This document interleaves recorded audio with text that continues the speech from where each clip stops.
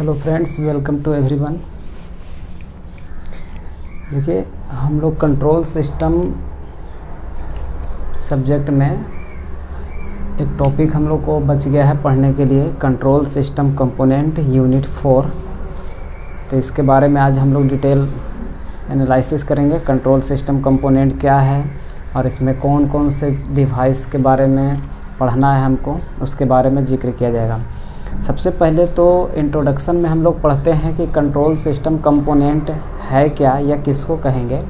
देखिए, कंपोनेंट कोई भी चीज़ का हो, कोई भी मशीनरी या डिवाइस या सिस्टम जिस छोटे छोटे डिवाइस या पार्ट से मिलकर बने होते हैं उसको कंपोनेंट बोला जाता है। चाहे कोई भी मशीनरी हो, जितने सारे मशीन या सिस्टम बने हुए हैं छोटे छोटे पार्ट से मिलकर, सब उसके कंपोनेंट कहलाएंगे। तो यहाँ पर भी हमको कंट्रोल सिस्टम कंपोनेंट के बारे में पढ़ना है। यानी कंट्रोल सिस्टम में कोई भी सिस्टम के कंट्रोलिंग करने के लिए, कोई डिवाइस को एज पर ह्यूमन रिक्वायरमेंट उसको ऑपरेट करवाने के लिए जो भी छोटे छोटे स्मॉल इक्विपमेंट यूज किए जाएंगे उसको हम बोलेंगे कंट्रोल सिस्टम कंपोनेंट। कहता है कि the control system component is the component which can be used for either controlling device और feedback element.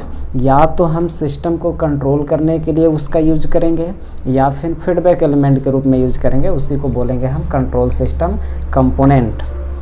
Without control system component, बिना कंट्रोल सिस्टम कंपोनेंट के कोई भी डिवाइस का जो बिहेव है या फिर कोई भी सिस्टम का बिहेवियर है वो ओपन लूप के जैसा रहता है। तो सिंपल से हम ये कह सकते हैं कि कोई सिस्टम को यदि क्लोज लूप के जैसा उसको ट्रीट करवाना हो, ऑपरेट करवाना हो, तो उसके लिए भी हमको कंट्रोल सिस्टम कंपोनेंट लगाने की आवश्यकता है। तो बेसिक कंट्रोल सिस्टम कंपोनेंट हैं वो क्या क्या हैं। बहुत सारे कंपोनेंट हैं जो कंट्रोल सिस्टम में यूज किए जाते हैं, लेकिन कुछ स्पेशल कंपोनेंट हैं जिसके बारे में हमको यहाँ पढ़ना है डिटेल में। वो हैं जैसे एरर डिटेक्टर,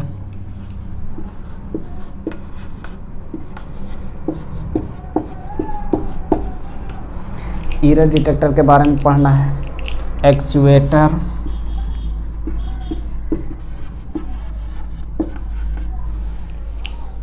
या फिर एम्पलीफायर,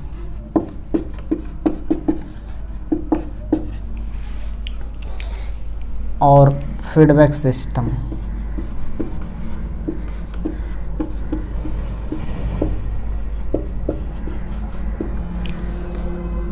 ये सब जो डिवाइस हैं कंट्रोल सिस्टम का कंपोनेंट है। कोई भी सिस्टम में एरर डिटेक्टर, एक्चुएटर, एम्पलीफायर या फीडबैक सिस्टम, ये सारे अगर जो कोई भी सिस्टम में नहीं रहते हैं तो सिंपल सा सिस्टम ओपन लूप के जैसा बिहेव्स करेगा। लेकिन ये सारे सिस्टम अगर जो ये सब कंपोनेंट किसी भी सिस्टम में लगाते हैं तो वो बिहेव्स करेगा as a close loop control system. तो सिंपल सी बात, ऐसे भी हम कह सकते हैं कि यदि कोई भी सिस्टम को ओपन लूप के जैसा है और यदि हम उसको क्लोज लूप के जैसा ट्रीट करवाना चाहते हैं तो उसके लिए हमको कंट्रोल सिस्टम कंपोनेंट लगाना होगा, जिसमें error detector, actuator, amplifier, feedback system का यूज करते हैं। अब ये सब कंपोनेंट में जो भी हैं सब का क्या क्या काम है, कौन सा फंक्शन है, उसके बारे में हम सबको देखते हैं। सबसे पहले हम एक जनरल फॉर्म बना देते हैं कंट्रोल सिस्टम कंपोनेंट का, जो किसी भी कंट्रोल सिस्टम में लगे होते हैं, ब्लॉक डायग्राम। उसके बाद सारे के बारे में जिक्र करते हैं कि क्या क्या उसमें रहेंगे। जैसे जनरल जो कंट्रोल सिस्टम का ब्लॉक डायग्राम है उसमें सबसे पहले एरर डिटेक्टर होता है। ये एरर डिटेक्टर है। इसके जस्ट बाद एरर डिटेक्टर के बाद एम्पलीफायर, इसका नेक्स्ट स्टेज एक्चुएटर, और इसके बाद फिर प्लांट होता है। ये सारे कंपोनेंट लगा हुआ होना चाहिए कोई भी क्लोज लूप कंट्रोल सिस्टम में। और इसके बाद जो आउटपुट होता है वो कंट्रोल आउटपुट या फिर बोल सकते हैं CS से जिसको इंडिकेट करते हैं। और एक और मेन कंपोनेंट है फीडबैक एलिमेंट, जिसको एक टैको पॉइंट से हम कनेक्ट करते हैं रेफरेंस इनपुट की तरह।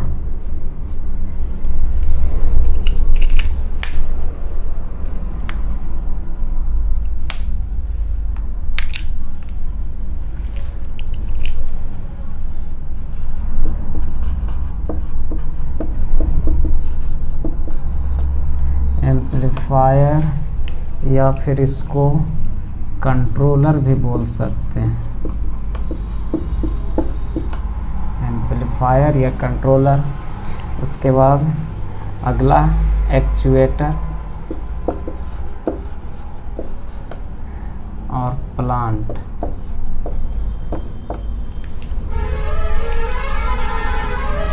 ये कंपोनेंट हमारा error detector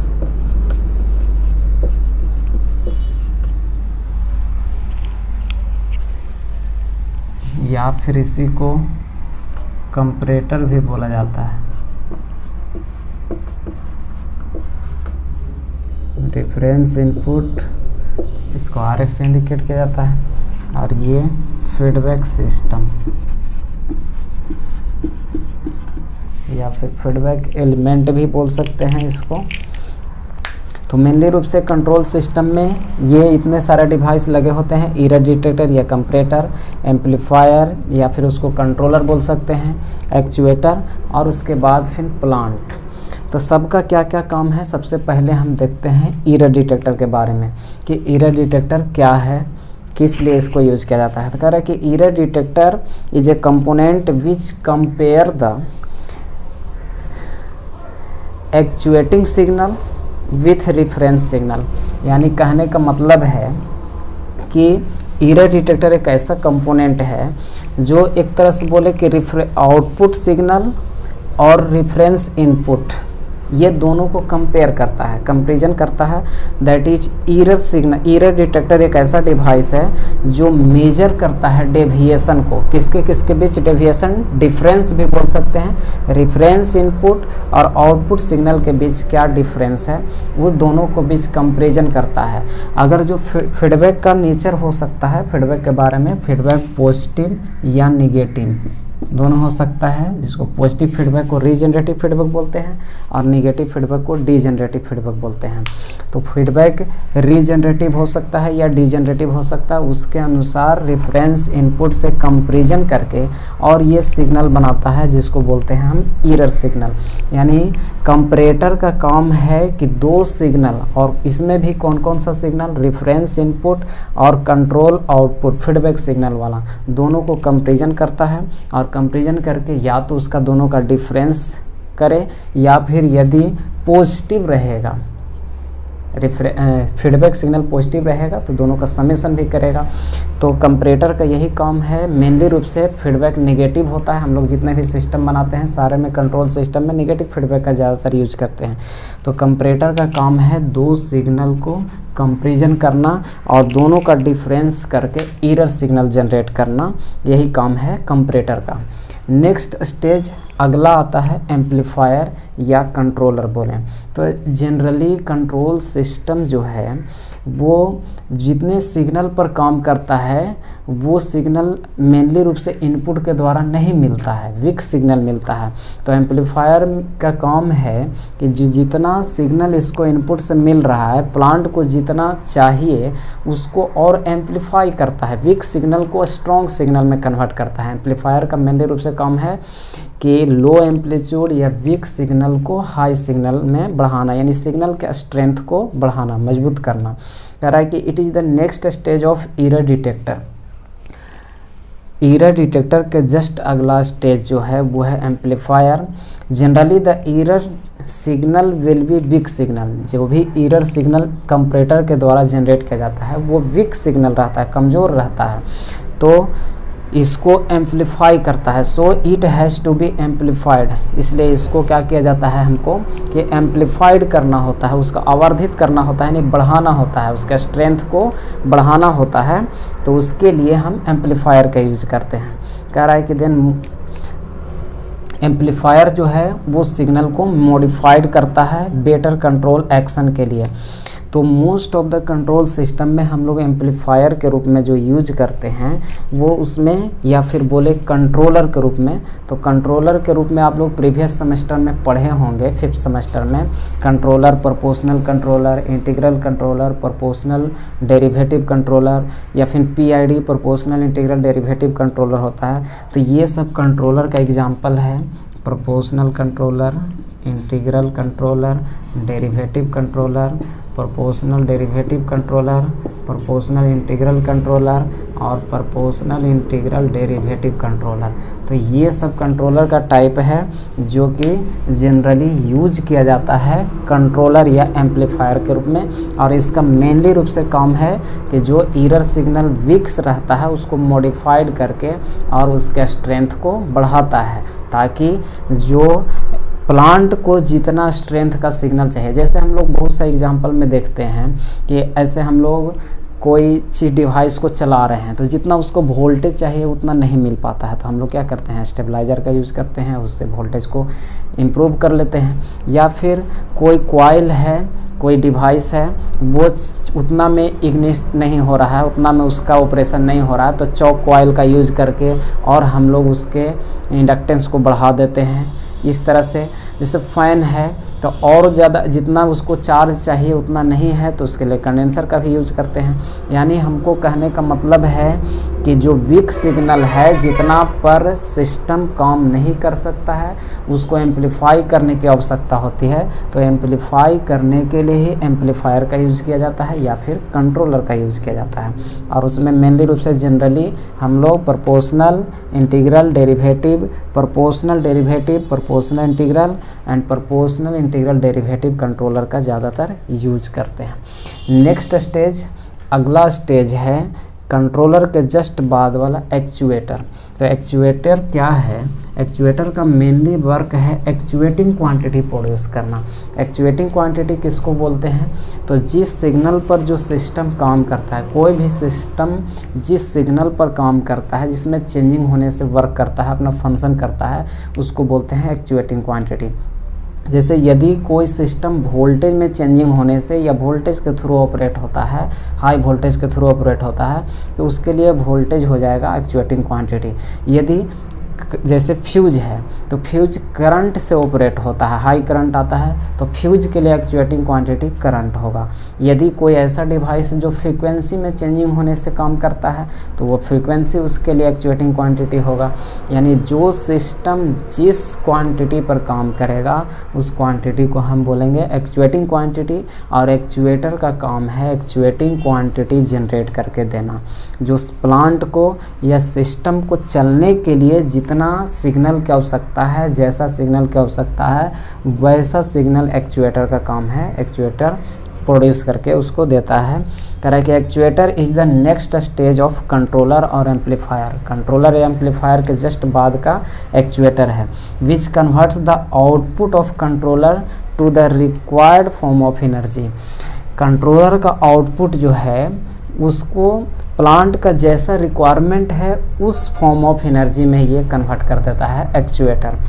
that can be acceptable for plant, जो कि प्लांट के द्वारा एक्सेप्टेबल है। प्लांट जैसा सिग्नल यदि हाई वोल्टेज चाहता है तो हाई वोल्टेज एक्चुएटर को प्रोड्यूस करके देगा। यदि प्लांट को ऑपरेट होने के लिए हाई करंट की आवश्यकता है तो एक्चुएटर का काम है हाई करंट प्रोड्यूस करके देगा। यदि इसको वेरिएबल फ्रीक्वेंसी की आवश्यकता है तो एक्चुएटर क्या करेगा, वेरिएबल फ्रीक्वेंसी को जनरेट करके देगा। यानी प्लांट को ऑपरेट होने के लिए जो सिग्नल की आवश्यकता है उस सिग्नल को जनरेट करके एक्चुएटर देता है।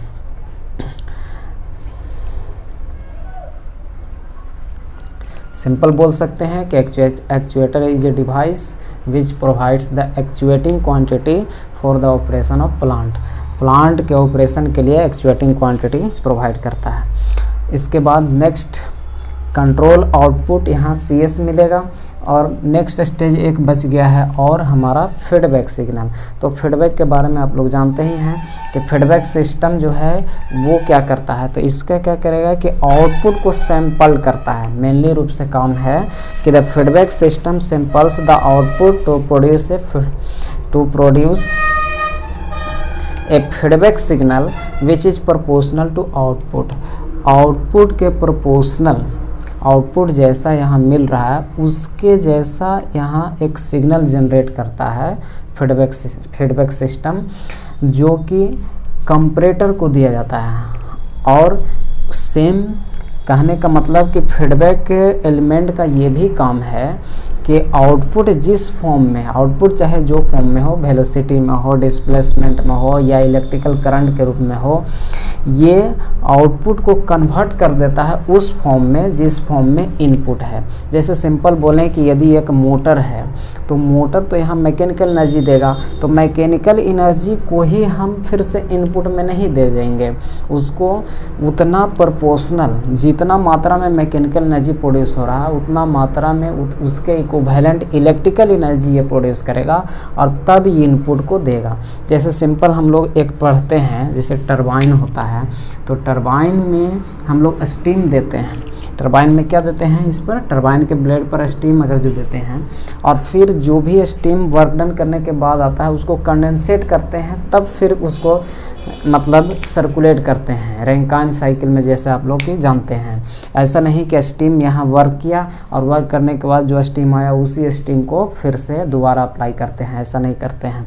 यानी कहने का मतलब कि जिस फॉर्म में इनपुट है उस फॉर्म में हमको आउटपुट को भी कन्वर्ट करना है। यही काम है फीडबैक सिग्नल, फीडबैक एलिमेंट का, कि जिस फॉर्म में और उसी के प्रोपोर्शनल जितना आउटपुट आ रहा है, चाहे मैकेनिकल एनर्जी में हो, हीट एनर्जी में हो या फिर विंड एनर्जी हो, कोई भी एनर्जी हो, तो जितना मात्रा में ये आ रहा है एनर्जी उतना ही equivalent amount of energy produce करेगा फीडबैक एलिमेंट। किस फॉर्म में, तो जिस फॉर्म में इनपुट है, इनपुट यदि करंट है तो करंट के फॉर्म में ही देगा। यदि इनपुट मैकेनिकल एनर्जी है और यहाँ आउटपुट इलेक्ट्रिकल एनर्जी आ रहा है तो उस इलेक्ट्रिकल एनर्जी को उतना ही इक्विवेलेंट मैकेनिकल एनर्जी में कन्वर्ट करके और तब ये देगा इनपुट को। तो यही कह रहा है कि the feedback system samples the output to produce a feedback signal which is proportional to output. ये फीडबैक सिग्नल जो भी है उसको सैंपल कर देता है उसके इक्विवेलेंट, आउटपुट के इक्विवेलेंट के।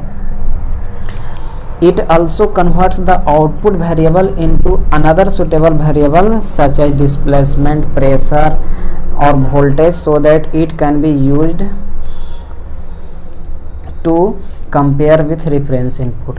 यानी वोल्टेज है या डिस्प्लेसमेंट है या वेलोसिटी है तो या प्रेशर है तो उसको उसी फॉर्म में कन्वर्ट कर देता है जिस फॉर्म में इनपुट के द्वारा एक्सेप्ट किया जाए या फिर कंपैरेटर के द्वारा कंपैरिजन किया जाए। जैसे में ट्रांसड्यूसर एग्जाम्पल के रूप में, फीडबैक के रूप में ट्रांसड्यूसर बोल सकते हैं। ट्रांसड्यूसर उस डिवाइस को बोलते हैं जो एक फॉर्म ऑफ एनर्जी को दूसरे फॉर्म ऑफ एनर्जी में कन्वर्ट करता है। जैसे मोटर भी एक ट्रांसड्यूसर है, मोटर क्या करता है, इलेक्ट्रिकल एनर्जी को मैकेनिकल एनर्जी में कन्वर्ट करता है, तो वो भी ट्रांसड्यूसर कहलाएगा। या फिर taco generator, tachometer, AC servo motor, DC servo motor, ये सब फीडबैक एलिमेंट के रूप में ज़्यादातर यूज किए जाते हैं।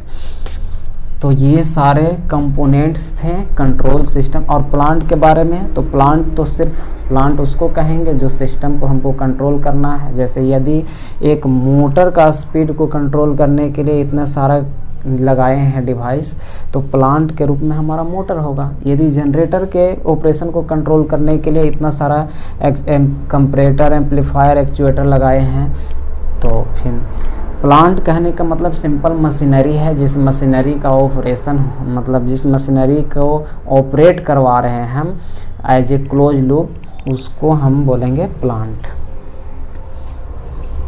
नेक्स्ट आगे हमको पढ़ना है सर्वो मैकेनिज्म। देखिए आगे सर्वो मैकेनिज्म क्या है।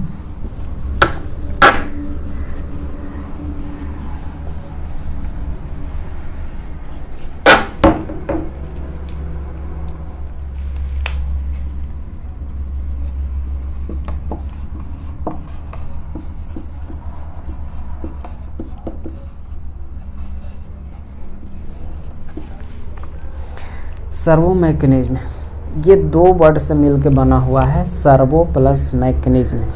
तो सर्वो मैकेनिज्म किसको कहेंगे? कहता है कि it is defined as a close loop control system in which a small input power controls the large output power in a strictly proportionate manner। कहने का मतलब कि वैसा सिस्टम, वैसा मैकेनिज्म जिसमें छोटे इनपुट पावर के द्वारा, स्मॉल इनपुट पावर के द्वारा लार्ज आउटपुट पावर को कंट्रोल किया जाता है, वो कहलाएगा सर्वो मैकेनिज्म। और ये नहीं कि कंट्रोल करना है तो किसी भी तरह से नहीं, स्ट्रिक्टली प्रॉपर मैनर में होना चाहिए, एकदम सटीक तरीके से कंट्रोल करें हम, उसको बोलेंगे सर्वो मैकेनिज्म। कह रहा है कि द कंट्रोल वेरिएबल बोलें या फिर उसको आउटपुट वेरिएबल बोलें, is some mechanical quantity. Output जो भी होता है सिस्टम का, ज़्यादातर मोटर जनरेटर होता है, मोटर का ही होता है, तो वो या फिर और किसी हो सकता है। ये कोई फिक्स नहीं है कि सिर्फ मतलब मैकेनिकल क्वांटिटी हो, इलेक्ट्रिकल क्वांटिटी भी हो सकता है, थर्मल क्वांटिटी भी हो सकता है, प्रेशर भी हो सकता है, कुछ भी हो सकता है, लेकिन ज़्यादातर मैकेनिकल क्वांटिटी होता है, जैसे पोजीशन, डिस्प्लेसमेंट, वेलोसिटी, एक्सेलरेशन, ये सब होता है। कंट्रोल वेरिएबल जिसको हमको कंट्रोल करना होता है, जैसे मोटर का स्पीड कंट्रोल करना है, वेलोसिटी कंट्रोल करना है, या फिर डिस्प्लेसमेंट कंट्रोल करना है, किसी भी ऑब्जेक्ट है उसका डिस्प्लेसमेंट कंट्रोल करना है, या पोजीशन कंट्रोल करना है। पोजीशन कंट्रोल कहने का मतलब कि एक ऑब्जेक्ट यहाँ पे रखा हुआ है, इसको उठा करके यहाँ से यहाँ रख देना है, दूसरी जगह रख देना है, तो वो पोजीशन कंट्रोल के कैटेगरी में आएगा। तो ये सब कंट्रोल करने के लिए जनरली हम लोग सर्वो मैकेनिज्म का यूज करते हैं। कह रहा है कि servo system are used in automatic control system which works on the error signal. Servo system ज़्यादातर ऑटोमेटिक कंट्रोल सिस्टम में यूज किया जाता है जो एरर सिग्नल पर काम करता है। और एरर सिग्नल कौन जनरेट करके देता है? तो अभी बताएं आपको, एरर सिग्नल जनरेट करने के लिए एरर डिटेक्टर या कंपैरेटर है, कंपैरेटर के द्वारा ही एरर सिग्नल जनरेट किया जाता है। आगे कह रहा है कि the error signal are use to drive the motor used in servo system. और जो भी एरर सिग्नल होता है उसका यूज हम लोग क्या करते हैं? मोटर को ड्राइव करने के लिए यूज करते हैं। जो सर्वो सिस्टम में मोटर यूज किया जाता है उसको यूज करते हैं।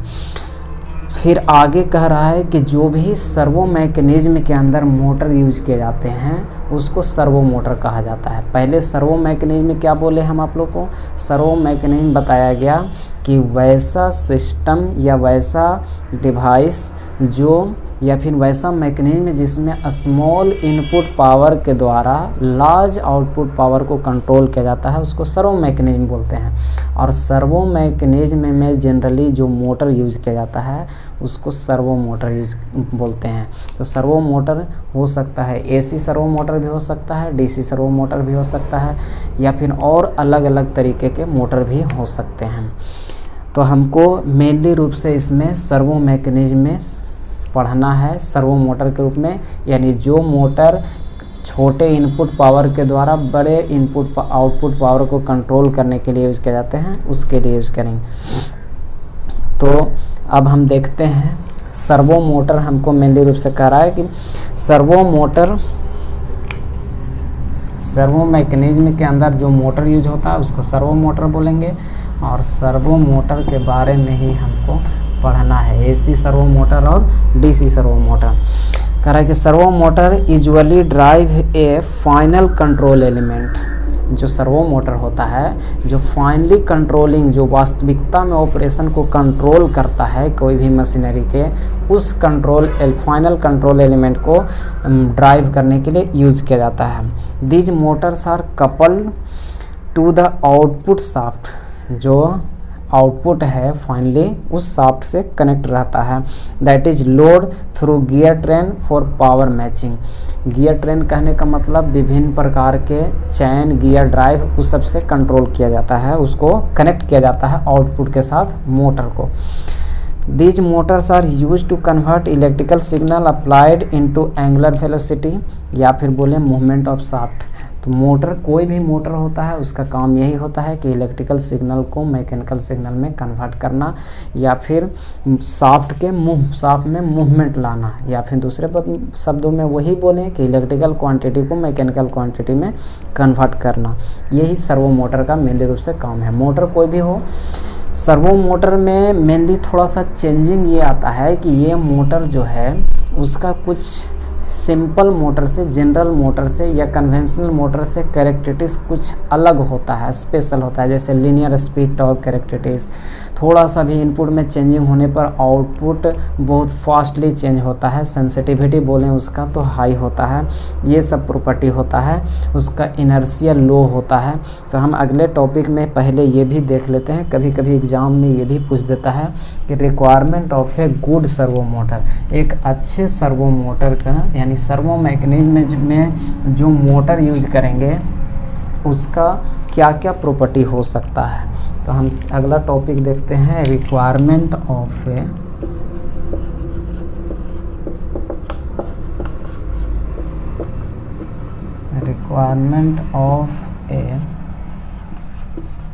Good servo motor.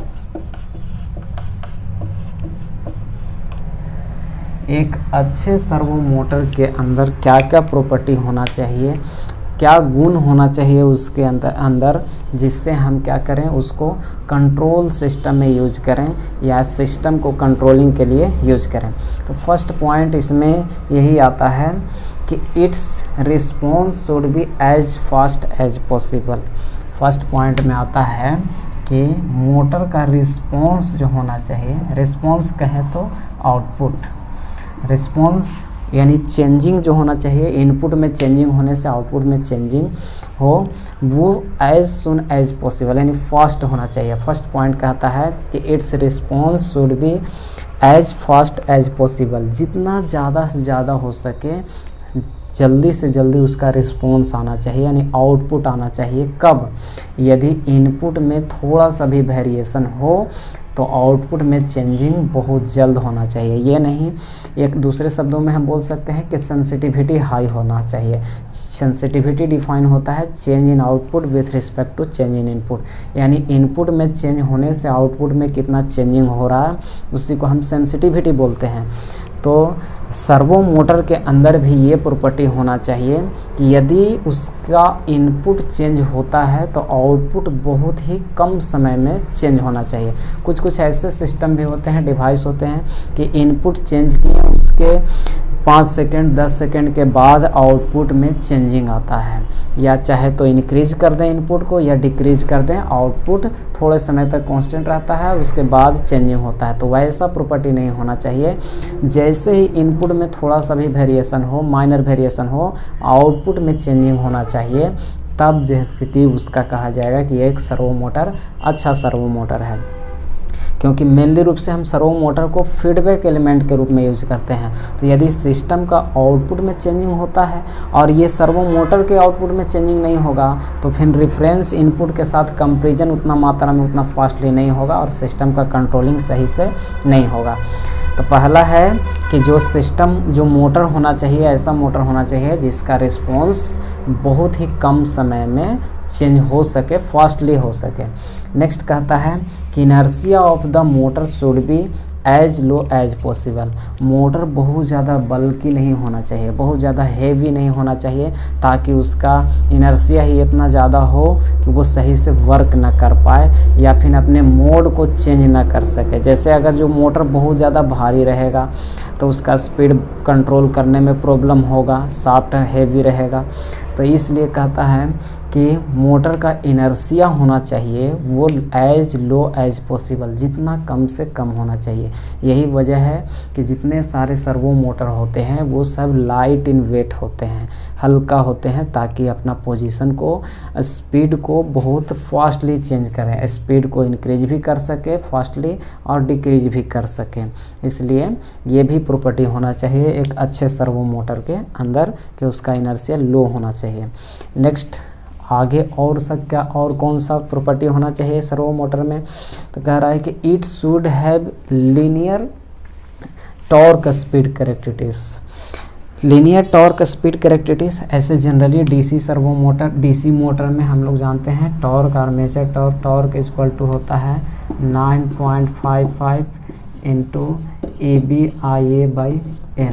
ये डेरिवेशन आप लोग प्रीवियस सेमेस्टर में पढ़े होंगे, पहले सेमेस्टर में डीसी मशीन के अंतर्गत, कि टॉर्क और स्पीड के बीच इन्वर्सली प्रोपोर्शनल का रिलेशन होता है। यदि स्पीड बढ़ेगा तो टॉर्क घटेगा, स्पीड घटेगा तो टॉर्क बढ़ेगा। तो इससे हमको प्रोपोर्शनिटी से नहीं लेना है, हमको क्या होना चाहिए, लीनियर रिलेशनशिप होना चाहिए। यानी एक में चेंजिंग हो तो दूसरा में उतना ही मात्रा में चेंजिंग होना चाहिए। यदि स्पीड घट रहा है तो टॉर्क बढ़ेगा, लेकिन कितना मात्रा में, तो सेम प्रोपोर्शन में, जितना प्रोपोर्शन में स्पीड घट रहा है उतना ही प्रोपोर्शन में टॉर्क को इंक्रीज होना चाहिए। इसको कहेंगे हम linear relationship between torque and speed. तो एक अच्छे सर्वो मोटर के अंतर्गत ये भी गुण होना चाहिए कि टॉर्क स्पीड कैरेक्टरिस्टिक्स जो होना चाहिए उसका वो लीनियर होना चाहिए। यानी बराबर चेंजिंग के लिए एक में चेंजिंग थोड़ा हो तो दूसरा में भी उतना ही मात्रा में उसके प्रोपोर्शन में ही चेंजिंग हो। नेक्स्ट प्रॉपर्टी आगे कहता है कि linear relationship between electrical control signal and the rotor speed over a wide range. Next property एक अच्छे सर्वो मोटर का ये भी होना चाहिए कि लीनियर रिलेशनशिप होना चाहिए किसके किसके बीच, electrical control signal and rotor speed. Simple बोल सकते हैं इनपुट और आउटपुट के बीच में। इलेक्ट्रिकल कंट्रोल सिग्नल यानी इनपुट और आउटपुट हो गया उसका स्पीड मोटर का। तो एक अच्छे सर्वो मोटर के अंदर ये प्रॉपर्टी होना चाहिए कि इनपुट और आउटपुट के बीच लीनियर रिलेशनशिप होना चाहिए। यानी इनपुट में इंक्रीजमेंट होता है तो आउटपुट में उतना ही मात्रा में इंक्रीजमेंट होना चाहिए। इनपुट में डिक्रीजमेंट होता है तो आउटपुट भी मोटर का उतना ही मात्रा में डिक्रीज होना चाहिए। नेक्स्ट अगला कह रहा है कि it should be easily reversible.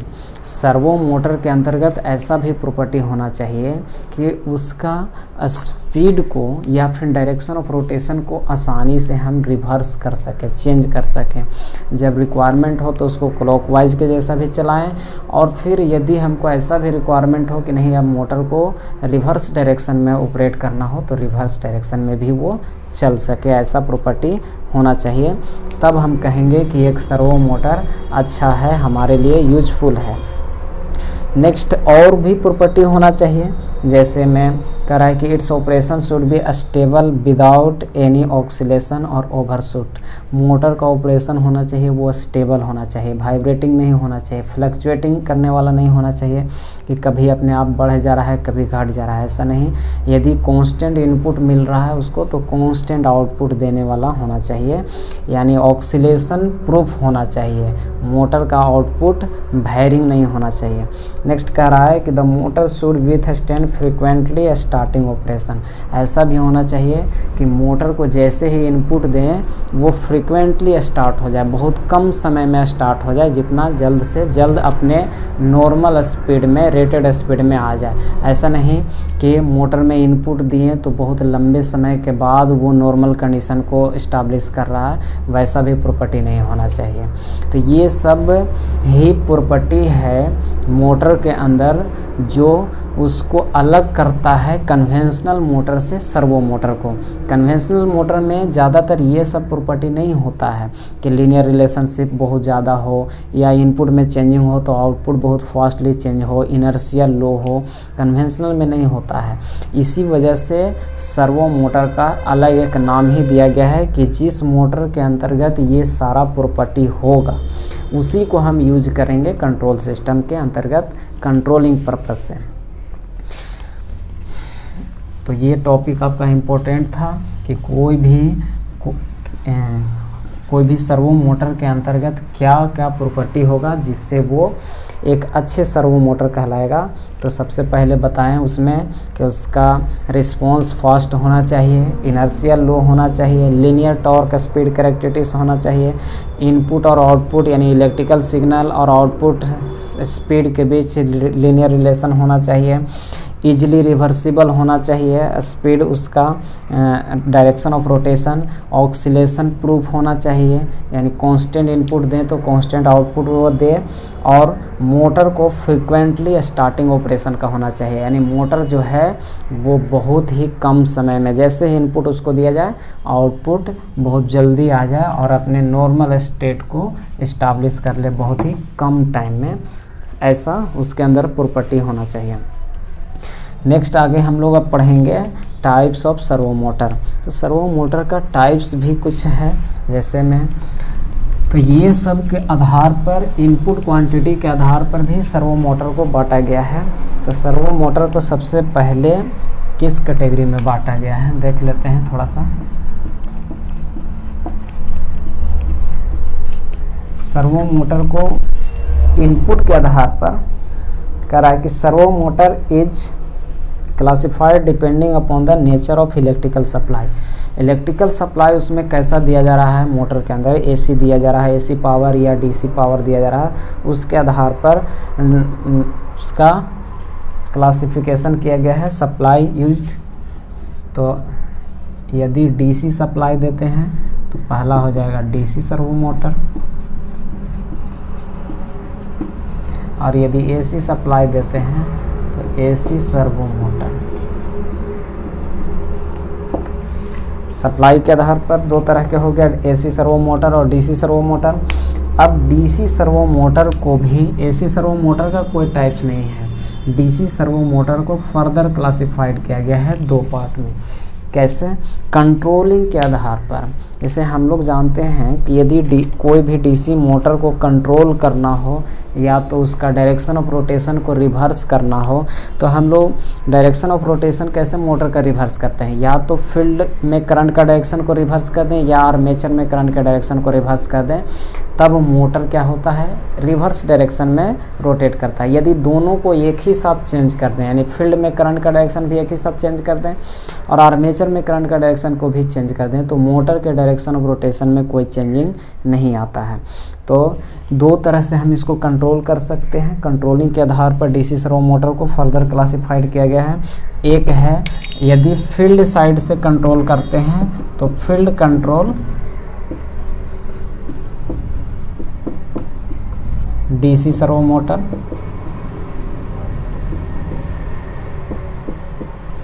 और यदि आर्मेचर साइड से कंट्रोलिंग करते हैं तो आर्मेचर कंट्रोल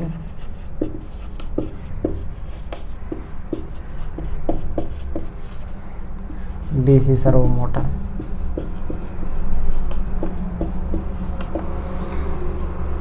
तो ये था सर्वो मोटर का क्लासिफिकेशन कि सर्वो मोटर को मेनली रूप से दो पार्ट में क्लासिफाइड किया गया है, सप्लाई के आधार पर डीसी सर्वो मोटर और एसी सर्वो मोटर।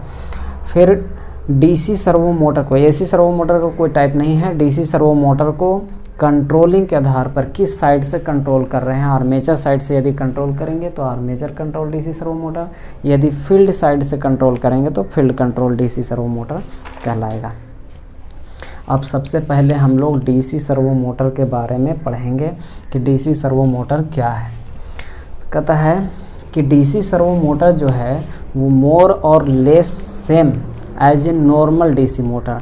जो नॉर्मल डीसी मोटर हम लोग जानते हैं जैसे shunt motor, DC series motor, compound motor, over compound motor, तो सेम डीसी मोटर के जैसा ही ये भी है डीसी सर्वो मोटर, एक्सेप्ट कुछ स्पेशल फीचर्स उसके अंतर्गत आता है। यानी डीसी कन्वेंशनल डीसी मोटर से कुछ स्पेशल फीचर होता है जिसके कारण वो डीसी मोटर न कहला करके डीसी सर्वो मोटर उसको कह रहे हैं। और स्पेशल फीचर क्या होगा उसका, तो रिस्पॉन्स फास्टली होगा, एरर सिग्नल कम होगा, एरर उसमें कम होगा, लीनियर रिलेशनशिप होता है इनपुट और आउटपुट के बीच, स्पीड टॉर्क कैरेक्टरिस्टिक्स लीनियर होता है, इनर्शिया लो होता है, साइज में छोटा होता है as compare to conventional DC motor.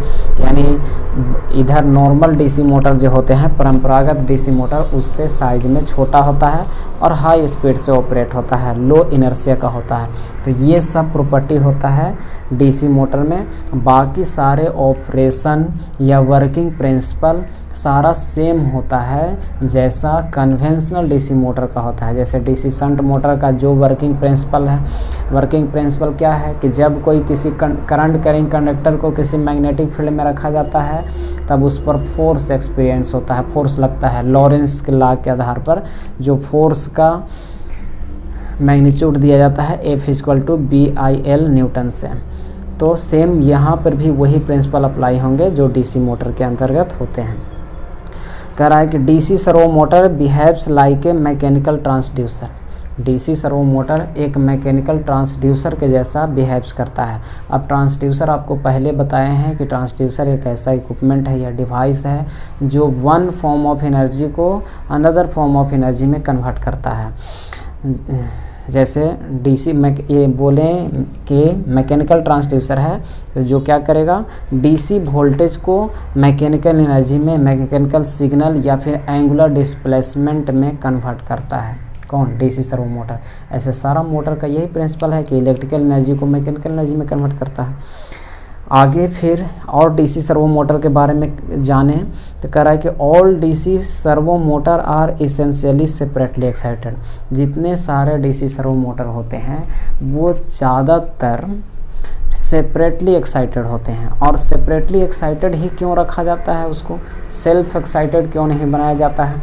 Self excited भी बना सकते हैं, लेकिन ज़्यादातर सर्वो मोटर जो डीसी सर्वो मोटर होते हैं वो सबको सेपरेटली एक्साइटेड रखते हैं। और सेपरेटली एक्साइटेड जो है लीनियर टॉर्क स्पीड कैरेक्टरिस्टिक्स लाने में ज़्यादा हेल्पफुल होता है।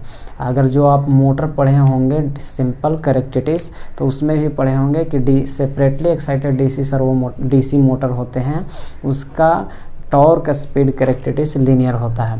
तो यही वजह है कि जितने सारे हम लोग servo motor DC servo motor use करते हैं उस सब में से ज़्यादातर सर्वो मोटर सेपरेटली एक्साइटेड होते हैं, यानी फील्ड वाइंडिंग में अलग सप्लाई दिया जाता है और आर्मेचर वाइंडिंग में अलग सप्लाई देते हैं। नेक्स्ट कह रहा है कि the control of DC servo motor can be done from the field side और आर्मेचर साइड।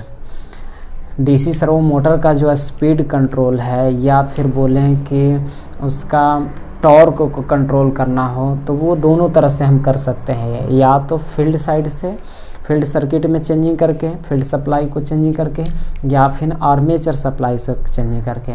तो हमारा ये भी अपॉर्चुनिटी बढ़ जाता है। यदि सेल्फ एक्साइटेड हम रखते हैं तो सेल्फ एक्साइटेड में सिर्फ हम चेंजिंग कर सकते थे क्या?